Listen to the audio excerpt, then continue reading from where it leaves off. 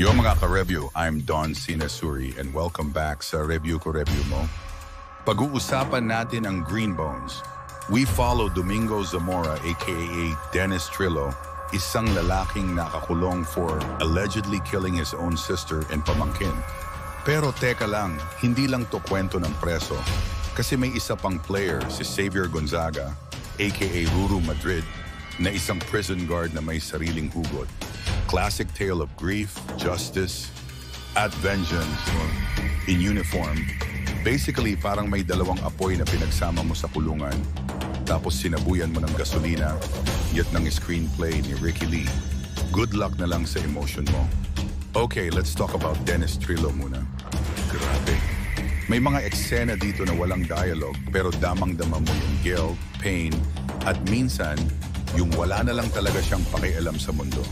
Yung mata niya, pre, may sariling script, parang binaril ko ba, hindi ko ba binaril, gusto ko ng tahimik na buhay.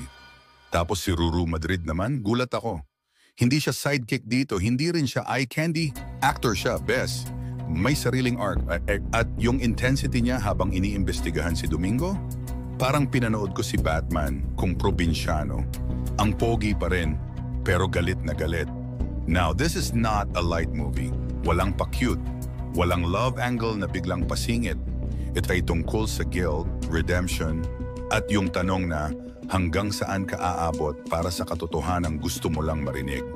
Ang pinaka na-appreciate ko rito mga ka-review, walang spoon-feeding, hindi siya yung pelikula na may narrator na parang teacher na nagsasabing, ang aral sa kwentong ito ay, nope, bahala ka, manood ka, magduda ka, umiyak ka, bumalik ka sa eksena kasi baka may na-miss ka.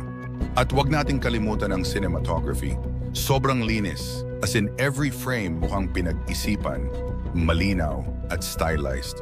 Pero kahit ganon kaganda ang shots, ramdam mo pa rin yung bigat at sikip ng mundo ng mga tauhan. Parang kahit malawak yung frame, may tension sa paligid. Para kang nakakulong kasama nila. Hindi siya maluwag sa pakiramdam. Ang galing ng framing at ilaw, kasi parang tinatali ka emotionally habang nanonood. May eksena pa na may myth tungkol sa Green Bones. Parang sinasabi na kapag mabuti kang tao kahit kalansay mo, magliliwanag. Sobrang poetic, pero masakit sa puso. Kung may minor complaint ako, medyo uneven yung pacing. May part na feel mong, uy ang intensa, tapos biglang scene ng tahimik lang, staring into space for 20 seconds. So depende sa mood mo, baka antukin ka yung sa ilang parts. Pero for me, worth it yung build-up. Ang tanong, inosente ba si Domingo? Alam mo, kahit matapos na yung movie, hindi mo pa rin sure. At yan ang pinakamalupit sa lahat kasi hindi niya pinipilit yung sagot.